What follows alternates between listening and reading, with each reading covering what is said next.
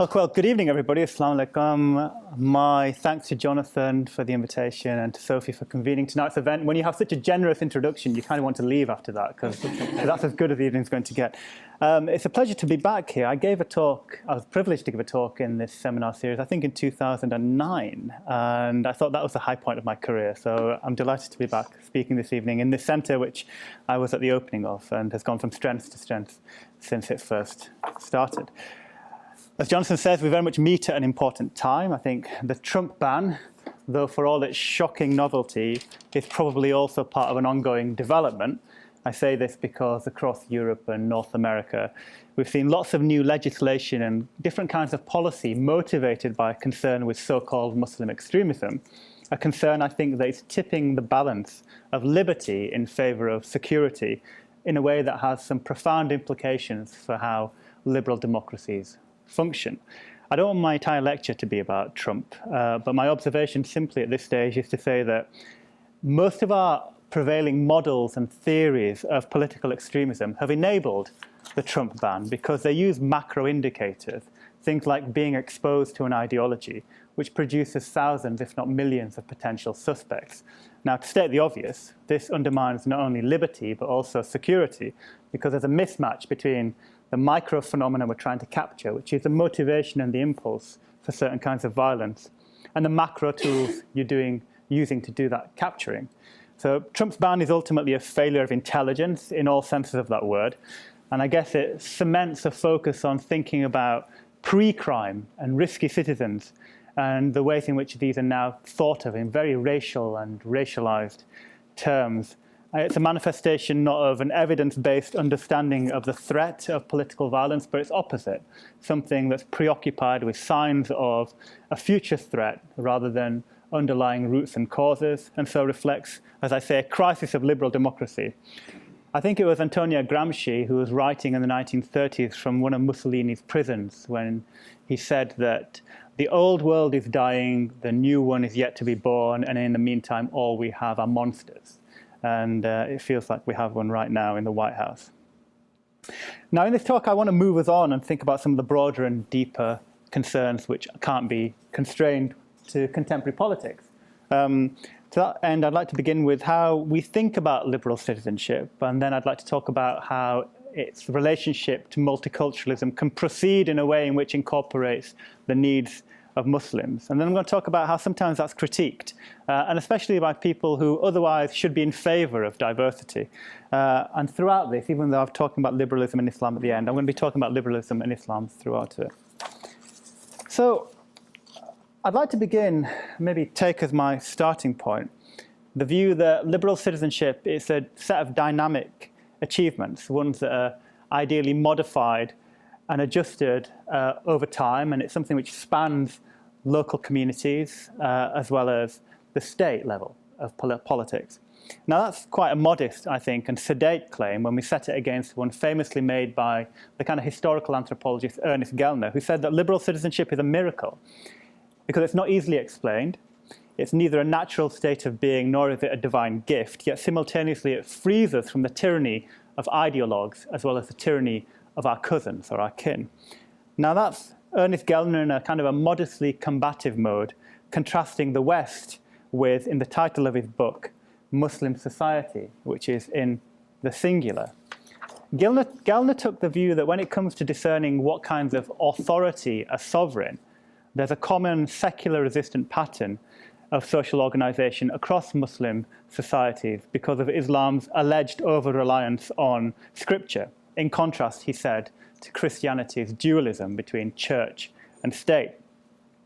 Now, I've never found that remotely persuasive, and either way, my view here is that those who look to Gellner and this type of liberalism for a resource to kind of espouse a kind of sometimes muscular liberal citizenship, we hear it being called, tend to confuse his miracle with the sentiment, this is how the majority do things here. Something that people like Max Weber, the German sociologist, would have called traditional rationality, and I think is a kind of form of tyranny of ideology. Instead, I think if liberal approaches to citizenship are going to be persuasive, then they have to furnish us with a principled pragmatism. Pragmatism because it's responding to contingency and changing needs, including populations. And principled because it's able to show how new thinking respects and reflects foundational values, even if it changes. So I sometimes point people to Bernard Williams' posthumously published book, In the Beginning Was the Deed.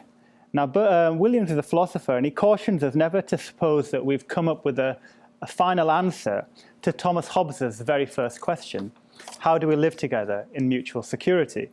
Now, if we understand this question as one that citizenship strategies are minimally trying to kind of appeal to, then I think we can show how liberal citizenship is a success. But it seems like a very low threshold, because liberal citizenship has to be about much more than civil peace. It has to be about identity, commonality, belonging. And I think that's where multiculturalism comes in. And I suppose my assumption is that citizenship and multiculturalism are and have been intertwined and reliant on each other for much longer than we've been using the term multiculturalism and now critiquing the term multiculturalism. In my view, multicultural citizenship sits firmly within a set of principles that are central to contemporary liberal democracies, in a manner that, quoting my colleague and old teacher, Tariq Madood, establishes multiculturalism as a child of liberal egalitarianism. But like any child, it's not simply a faithful reproduction of its parents. But that's what an advocate of multiculturalism says. What about a serious and scholarly critic? Well, there's probably none more serious and scholarly than the late Brian Barry, who was very formidable in his opposition to multiculturalism. And he said this, and I'll kind of read it out loud because the font's quite small. Liberals, he said, have had to recognize that they need to create a better account of what equal treatment means under conditions of diversity. If we take a broad definition of multiculturalism, so that it simply corresponds to the demand that cultural diversity be accommodated, then there's no necessary conflict between it and liberalism. But most multiculturalists boast that they're innovators in political philosophy by virtue of having shown that liberalism cannot adequately satisfy the requirements of equal treatment and justice under conditions of cultural diversity. It's at this point, he said, that my tribute to multiculturalism reaches its limits, end quote. So note that Brian Barry, this philosopher, is talking about equal treatment intentionally, because he wouldn't be in favor of what we might call group-specific measures in order to, for example, treat people equally. Thus, he took a very disapproving view of things like incitement to religious hatred legislation, because he has an idea of equality, which is uniformity, rather than an idea of equality, which takes people's context into account, which means you have to treat them equally. So the typical example is affirmative action. Affirmative action in the US was introduced because you needed to treat people equally, which involved taking historical disadvantage into account rather than equal treatment.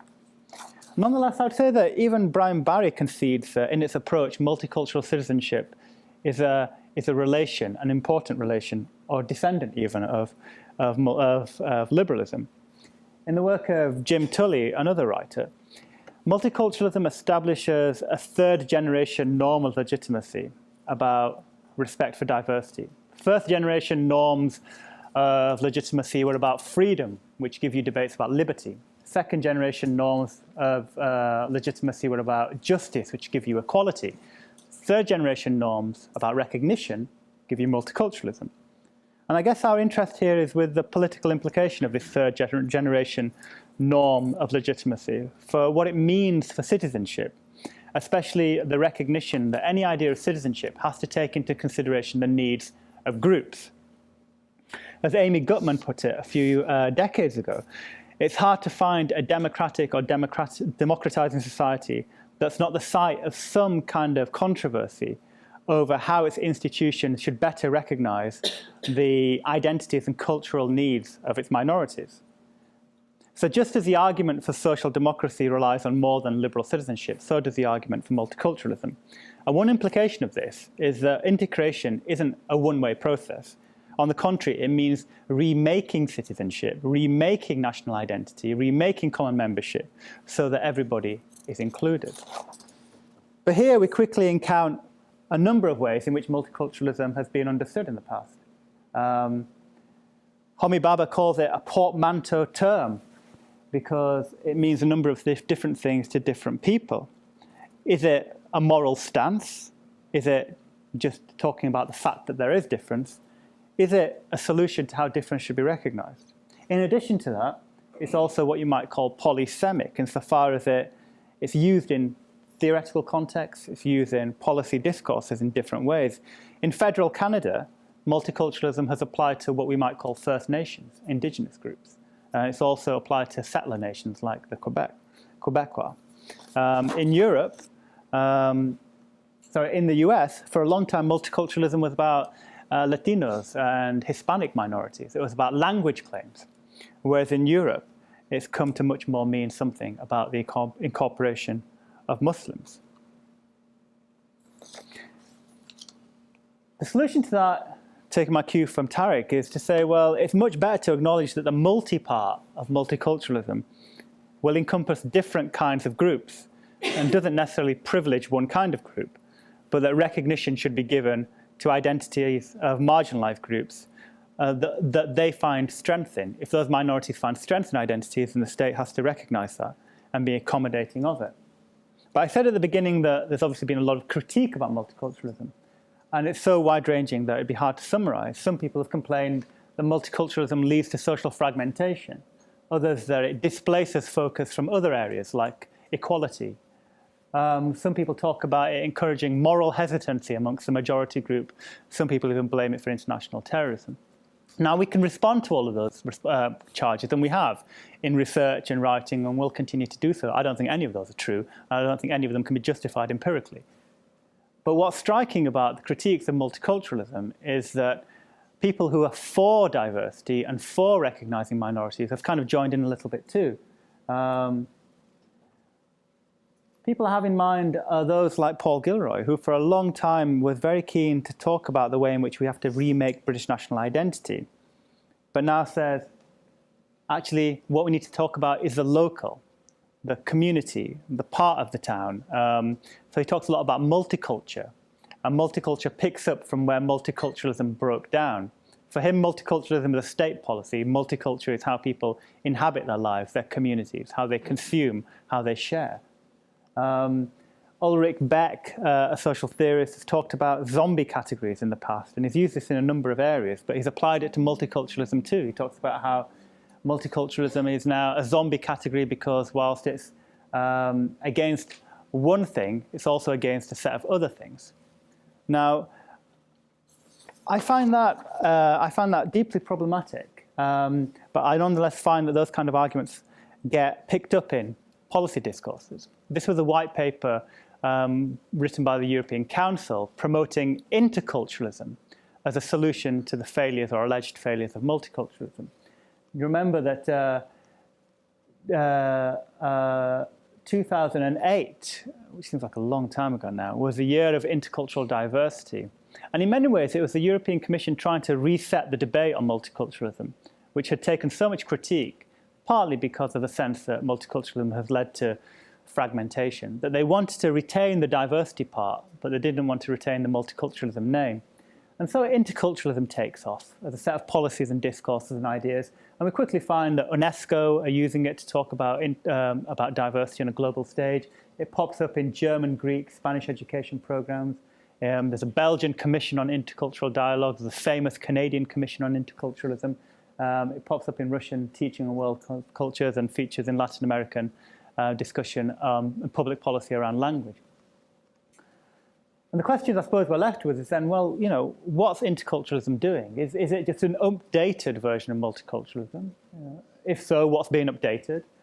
If not, in what ways is interculturalism different substantively or otherwise from multiculturalism? And when we looked at this, we kind of found four specific ways in which interculturalism is being advanced as a solution to the problems of multiculturalism. And I think it's worth just exploring these for a second, because they're precisely the same criticisms that come up time and again when people talk about Muslims, integration, citizenship. Firstly, dialogue. So there's a charge that multicultural approaches don't encourage dialogue, that they allow minorities to just exist in silos without engaging them or interacting with them. Secondly, that multiculturalism is too much about groups, and we need to focus on individuals.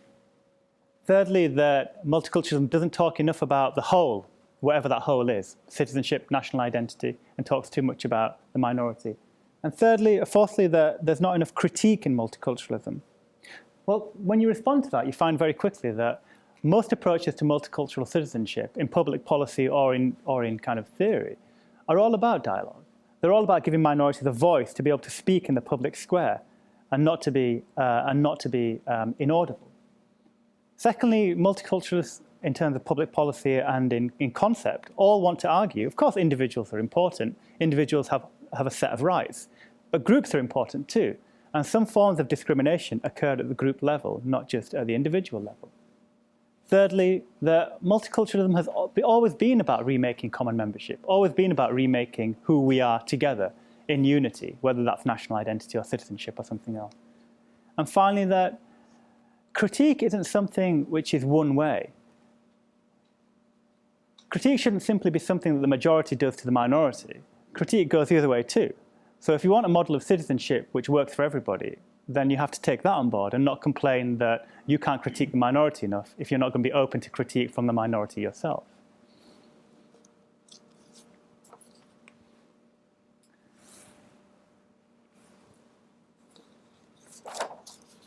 And what I find quite remarkable about a lot of this stuff is that it takes the criticism of multiculturalism on the terms of its critics rather than on the terms of its advocates. And when you have a look at what multiculturalism in the UK has resembled, you find actually it's addressed most of these concerns since its very inception. So here's a statement from the Swan Commission, which was for a long time the leading public policy document on multiculturalism in Britain. And it was in response to an inquiry into education in British schools.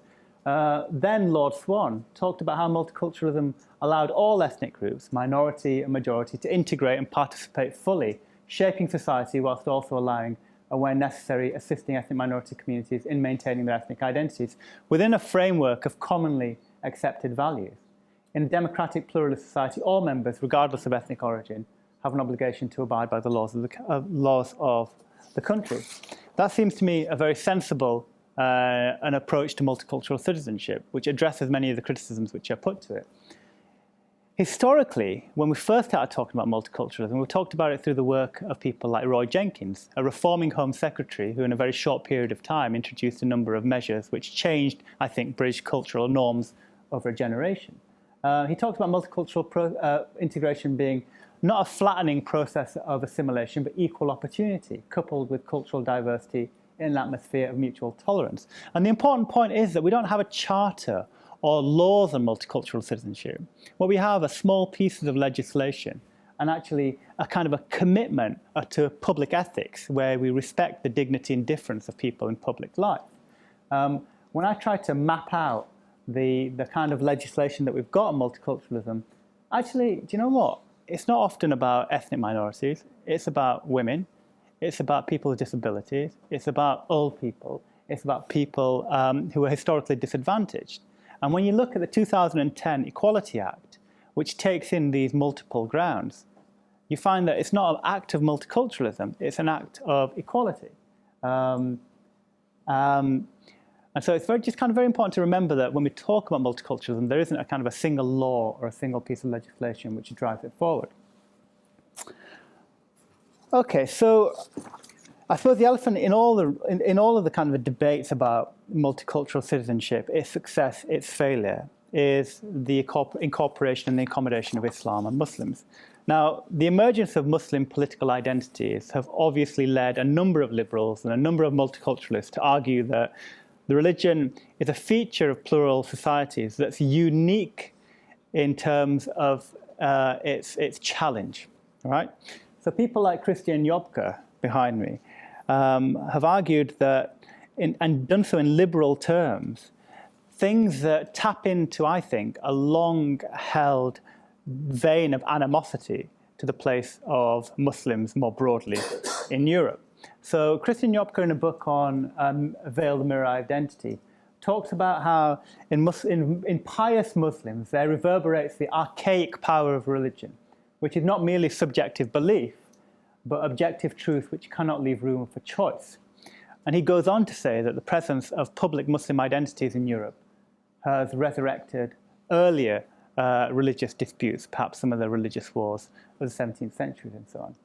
Now, I'm going to come back to Christian Jopke, but I mean, the point I was making about him tapping into underlying sentiment is very real. This is a book by Mark Steyn, a New York Times bestseller. Mark Steyn's a British-Canadian author. He's talking about, in the title of his book, America Alone, how because of the population growth in Europe, it will only be the US who are able to defend liberal democracies. Islam has youth and will. Europe has age and welfare. Put differently, pre-modern Islam beats postmodern Christianity. Much of the Western world will not survive in the 21st century. Much of it will effectively disappear within our lifetimes, including many, if not most, European countries. His solution for this, New York Times bestseller, the Serbs figured it out, as do the Continentals will in the years ahead. If you can't outbreed them, cull them. Now, I think language like this is profoundly shocking. Yet it's striking how the demographic panic around what you might call Eurabia is now a common feature of public debate. The idea that there are higher levels of fertility amongst Muslims, that Muslims engage in bad faith, and that what's being sought is not accommodation but a takeover. Now, clearly, I think it's a profound error to view Muslims as practitioners of Islam as being any more incapable of making peace with liberal democratic values than are Christians and Jews, amongst many others. I would argue instead that most liberal democracies have accommodated religious pluralism within existing church-state relations. Now, if we take three prominent examples, I think we can kind of illustrate how that happens. So on the left-hand side, you have England, Britain, the US, and France. In the middle, you have a characterization of what kind of state it is. And on the far end, you have the nature of the civil society. So the UK has a kind of a weak establishment. We're established, but it's a relatively weak establishment. In the US, there's no establishment. The US is meant to be a secular republic. France, too, is meant to be a secular republic, but actually accommodates religious minorities in a very top-down way. In the UK and England, civil society actually doesn't have a great, religion doesn't have a great hold on civil society. It features in some campaigning action, it features in charity work, but it doesn't determine the outcome, for example, of politics. Unlike the US, where religion is profoundly central to the political organization of the state. And France, much weaker still. But my point is that a kind of a Muslim identity politics hasn't revised that, hasn't altered it, hasn't changed it. It's actually fallen neatly within it. So when you look at how Muslim groups and organizations mobilized after the Second World War, 50s, 60s, 70s, 80s, you actually find three common tendencies, none of which unsettled existing church-state relations. The first we might call those groups who kind of came and set up in terms of communities organizing against discrimination. These are kind of, we might call these type A groups. Okay, fine. Then you have a kind of a second type of group, which was much more about, these are organizations which more about concerned with their countries of origin and home national politics. And then you find the third kind of groups, which are those kinds which were set up in collaboration with governments and states at local and national level. And when you look across Europe and you look at organizations like the Muslim Council of Britain, you look at organizations to which it has equivalent in Germany and France, you find all of them are framed within European agendas of democratic participation. All of them are framed in terms of stakeholder representation and consultation, rather than being a religious body or a clerical body which sits in the middle of politics. On the contrary, they're democratic bodies which want to engage in the political process, rather than Christian Jopke's characterization that Muslims can't do politics because they're too busy doing religion. Muslims are pragmatic too, in terms of how they engage with the state. And I suppose my argument here is that this makes Muslims more conventional than exceptional. Even very contentious examples like seeking funding, state funding for schooling, in the research we've done over the years, what we've found is that Muslim parents simultaneously hold both kind of broadly secular and very religious worldviews at the same time. That's all right. That's precisely the story of Catholic groups and Jewish groups when they've sought state accommodation for schooling. They're not of one kind. They don't hold a single view. It's quite a plural set of activities. And I suppose I've been kind of trying to develop this argument in a series of published works, some of which Jonathan very kindly brought out at the beginning. And I'll just kind of end by going through some comments in terms of my last book, which tries to bring a lot of this together.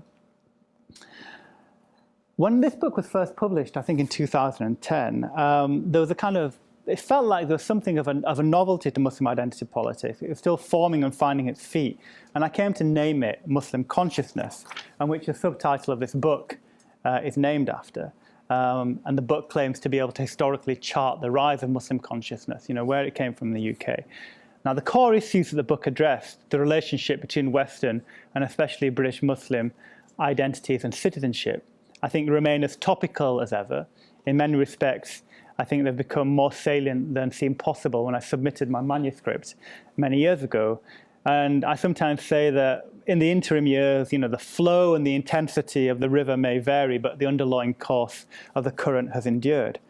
Now, there's a book by Anne Norton which kind of tries to capture that when she says that, in our time, the figure of the Muslim has become the axis where questions of political philosophy, political ideology, politics, and ethics meet. In relation to Muslims and Islam, liberty, equality, fraternity become not imperatives, but questions.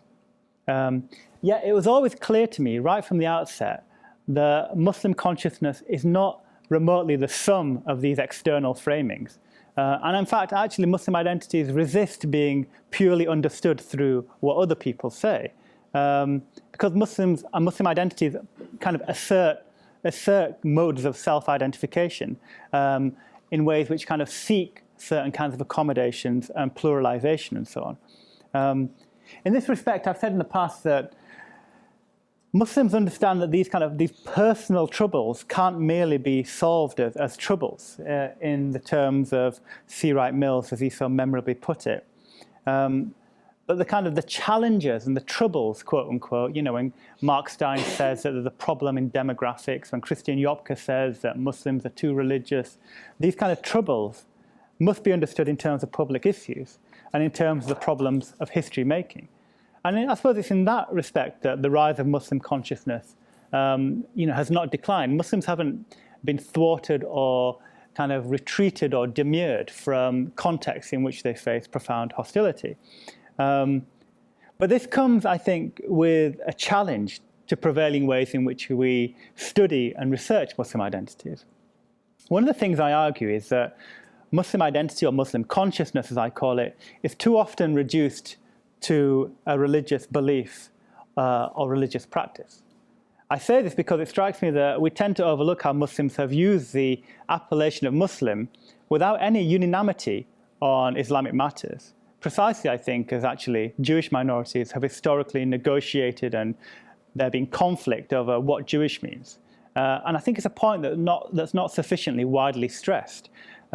Faith has a central place, certainly, but a key argument of my book and my work is that Muslim identities contain many social layers that might be interdependent. And actually, do you know what? Might be independent of text as well. Now, I think that's a point that's understudied. And as a consequence, I think that we tend to read off Muslim identity, or Muslim consciousness, as I call it, as something which has a linear relationship to Islamic doctrine in a way that minimizes the place of the social, right? So I'm arguing that when a Muslim identity is mobilized, it should be understood as a kind of a classification which is made according to the kinds of claims that Muslims are putting forward, rather than just assuming, like Christian Yopka does, that because it says something in Scripture, that's what Muslims must mean. Now, 30 years ago, the Welsh Muslim convert Merrill Wynne Davies predicted that British Muslims would be prepared to organize for issues as they see them, to create a platform for being Muslim in Britain. But there's no obvious home for this, she said. 30 years ago? Well, I think that was a prescient observation because Muslims have done precisely that in the UK. But rather than mobilizing through a single platform, we've instead tried to stitch ourselves into existing tapestries, as well as creating our own ones where necessary. Our understanding of this, though, I think remains quite elementary because we're, I think, yet to get a proper handle on Muslim consciousness and how these different features of Muslim identities come together. So where does this leave us, wrapping up? Well, firstly, I think that the work done by different kinds of multiculturalists in terms of remaking national identities, remaking citizenship, remaking common membership to include Muslims should be recognized as incomplete, ongoing, right? Nobody ever said that work was finished. If some cosmopolitanists or people who are pro-diversity have a problem with multicultural integration, the challenge is on them to offer a positive revision rather than to try to reject multiculturalism. Secondly, I think both in theory and in public policy, equality and diversity have to go hand in hand. Liberals can't advocate programs of equal treatment without registering and accommodating cultural and ethnic and, yes, religious diversity too. I think, on the other hand, just talking about diversity is insufficient because it ignores things like socioeconomic inequality. So liberals need to be a lot better, I think, to register that disadvantage is sometimes experienced differently by different groups. And moreover, this can't be overcome by focusing purely on the individual. You need to think about how this affects the group as a whole, including symbolically in terms of discourse, language, representation. I think that experience throughout the European Union shows that some of the most effective public policies are those which take community context into account. And I think a genuinely democratic public sphere will only work, will only thrive, if all minorities, as well as Muslim minorities, feel confident enough to participate in it and whose voice is heard in it. So that brings us then finally to the role of religion. I think that it's clear, isn't it, that Europe is an increasingly religiously diverse continent, and that more often than not, religions have been given a place in the public square. Muslims should too.